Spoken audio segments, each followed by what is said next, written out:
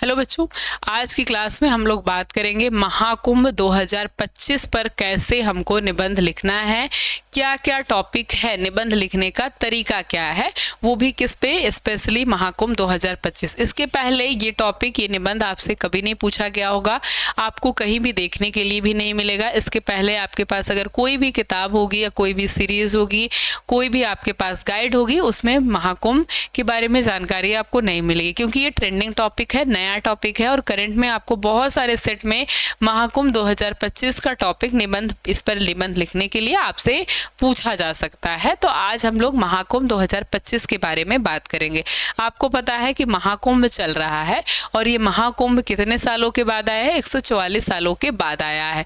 मतलब जो कुंभ मेला लगता है, आपको जनरली पता होगा 12 साल पर लगता है, और 12 साल पर ऐसे 12 साल पर 12 बार जब मेले लगे तो उसके बाद का ये महाकुंभ है। कुंभ का महाकुंभ है, मतलब 144 बाद ये समय। अब ऐसे ही आगे आप देखेंगे 12-12 साल पर कुंभ लगता जाएगा और ऐसे जाकर के जब 12वीं बार ये कुंभ खत्म होगा, 144 साल पूरा हो जाएगा, फिर एक बार महाकुंभ का समय आएगा। ठीक है, तो आज हम लोग महाकुंभ 2025 पर कैसे निबंध लिखना है इस बारे में हम बात करेंगे। और बिल्कुल इसी तरीके से अगर आप निबंध लिख कर आते एग्जाम में तो बहुत अच्छे से आपको 9 नंबर मिल जाएंगे। यहाँ से एक बात आपको ध्यान में रखनी है कि रटना नहीं है, बस समझना है और हेडिंग को याद रखनी है। उसके बाद उस हेडिंग का, जो भी हेडिंग है उसके अंतर्गत क्या क्या चीज़ें आ सकती हैं, उन चीज़ों को आपको लिखना है। तो निबंध क्या होता है? पूरी तरीके से बधा हुआ है, वो अपनी मर्यादा में रहता है। ऐसा नहीं है कि अपने मन से लिखना है तो कुछ भी आप लिखते चले जाएंगे।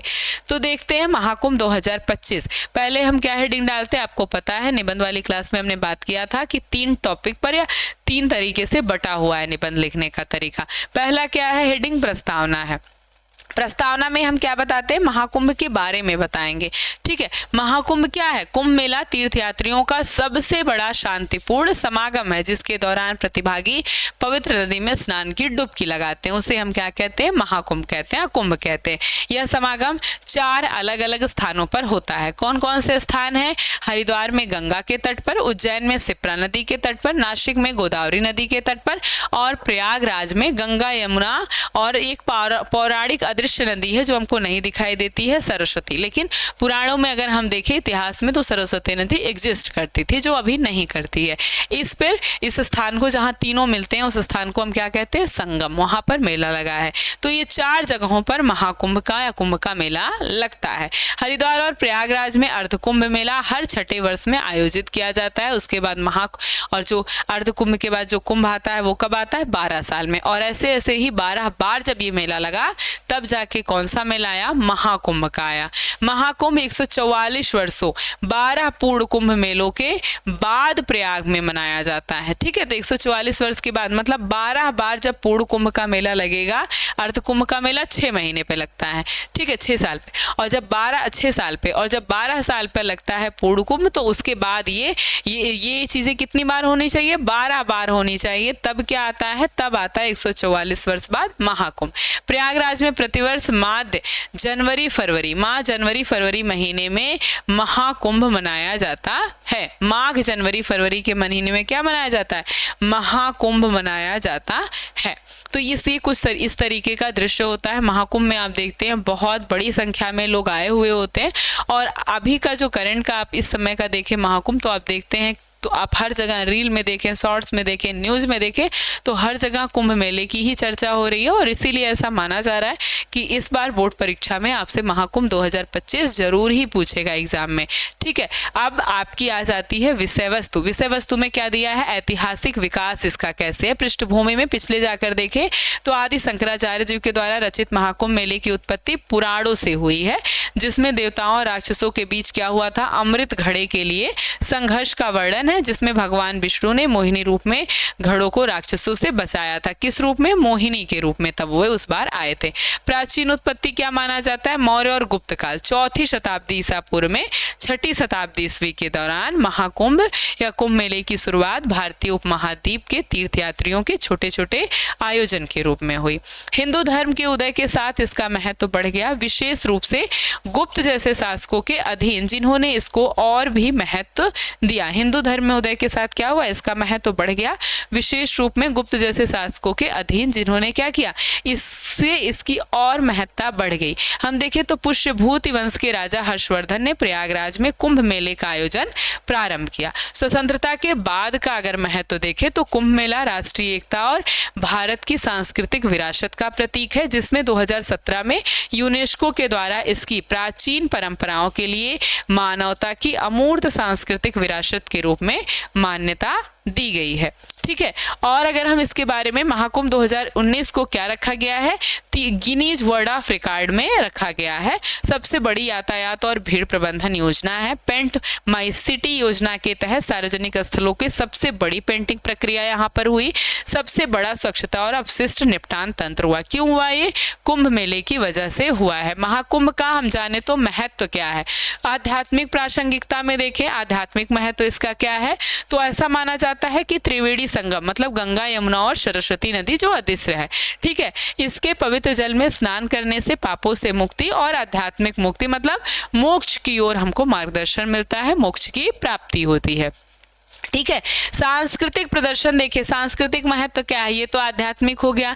सांस्कृतिक क्या है? तो कुंभ मेले में भक्ति, कीर्तन, भजन और कथक, भरतनाट्यम, कुचिपुड़ी जैसे पारंपरिक नृत्य आध्यात्मिक एकता और दिव्य प्रेम के विषयों पर प्रकाश डालते हैं। तो सांस्कृतिक रूप से इसकी महत्ता हो गई। और अगर हम देखें ज्योतिषी महत्ता क्या है? ज्योतिषी क्यों कुंभ को महत्वपूर्ण मानते हैं? क्योंकि सूर्य, चंद्रमा और बृहस्पति की स्थिति के आधार पर निर्धारित यह आयोजन आध्यात्मिक गतिविधियों के लिए अत्यधिक शुभ माना जाता है। ये जो समय चलता है वो क्या है? सूर्य, चंद्रमा और बृहस्पति की स्थिति के आधार पर चलता है, इसीलिए इसी समय महाकुंभ मेला लगता है। इसका एक आध्यात्मिक रूप से इसको हम शुभ मानते हैं। अब हम बात करें 2025 का जो महाकुंभ है, अब तक तो हमने क्या देखा कि ये प्रासंगिक क्यों है, इसका आध्यात्मिक महत्व, सांस्कृतिक महत्व क्या है, महाकुंभ है क्या, इसकी गिनीज वर्ल्ड ऑफ रिकॉर्ड में आया था, ये सब सारी चीजें हमने देखी। अब हम देखेंगे 2025 का जो महाकुंभ है उसके बारे में। 2025 में प्रयागराज में आयोजित होने वाला महाकुंभ अब तक का सबसे बड़ा आयोजन बन गया है। विशेष व्यवस्थाएं देखिए, क्या क्या यहाँ पर व्यवस्थाएं हुई हैं। तीर्थयात्रियों के लिए परिवहन सुरक्षा, स्वच्छता और आवास की व्यापक तैयारी की गई है। नई तकनीकी का उपयोग किया गया है। कौन सी नई तकनीकी? डिजिटल मैप, मोबाइल ऐप और रियल टाइम अपडेट जैसी सुविधाएं यात्रियों को इसमें मदद कर रही हैं। ठीक है, कुंभ मेले का प्रभाव क्या है? कुंभ मेले के प्रभाव में बात करें, अगर हम आध्यात्मिक प्रभाव देखें तो यह मेला आत्मा की शुद्धि और आध्यात्मिक विकास का माध्यम है। लोग अपने पापों से मुक्ति पाने और मोक्ष की प्राप्ति के लिए क्या करते हैं? इसमें नहाने के लिए यहाँ पर संगम में आते हैं। आर्थिक प्रभाव क्या हो सकता है? कुंभ मेला स्थानीय अर्थव्यवस्था को मजबूती देता है। मेला लगा हुआ है, बहुत सारे लोगों का रोजगार इससे चलेगा, बहुत लोगों की सारी चीजें बिकेंगी और लोग छोटे छोटे दुकानें लगा करके, ठेले लगा करके अपना काम करेंगे, अपनी जीवनचर्या चलाएंगे, तो ये अर्थव्यवस्था के रूप से भी उपयोगी हो जाएगी। ठीक है, पर्यटन और रोजगार के लिए नए अवसर पैदा करेगा, पर्यटन के लिए भी और रोजगार के लिए भी। सांस्कृतिक प्रभाव क्या है? तो यह मेला भारतीय संस्कृति और परंपरा की भक्ति को अंतर्राष्ट्रीय स्तर पर प्रस्तुत करता है, पूरे विश्व स्तर पर प्रस्तुत करता है, ना कि केवल भारत में। यह सामाजिक सद्भाव और वैश्विक एकता का प्रतीक है। आप देखें भी तो पूरे भारत में नहीं बल्कि विदेश से लोग आए हुए हैं। किस लिए? महाकुंभ में लोग नहाने के लिए, बहुत सारी आध्यात्मिक प्रक्रिया है उसको करने के लिए आए हुए हैं। तो कारण भी हो गया, और इससे प्रासंगिक क्यों है, महत्व क्या है इसका, प्रभाव क्या है इसका, ये सब हमने देख लिया। अब हम देखेंगे उपसंहार, या हम जिसको कहते हैं निष्कर्ष। ठीक है, तो कुंभ मेला जो है वो भारत की संस्कृति, परंपरा और आध्यात्मिकता का उत्सव है। यह न केवल आस्था का पर्व बल्कि मानवता, भक्ति और एकता का संदेश देता है। तो जो भी आपका निष्कर्ष होता है ना, पहले हम निष्कर्ष रूप में जो भी ऊपर हमारा कंटेंट है उसके बारे में हम 2-4 लाइन लिखेंगे। इसके बाद अपना पॉइंट ऑफ व्यू रखेंगे कि किस तरह से हमारे लिए कुंभ मेले का महत्व है या किस तरह से पर्यावरण संरक्षण से बचना चाहिए। जो भी चीज़ें हैं उसमें थोड़ा सा उसको पॉजिटिव वे में ले जाकर या फिर किसी कोटेशन से आप उसको ख़त्म कर सकते हैं, मतलब अपना निबंध ख़त्म कर सकते हैं। कुंभ मेला भारतीय समाज की समृद्ध सांस्कृतिक विरासत का अनमोल हिस्सा है।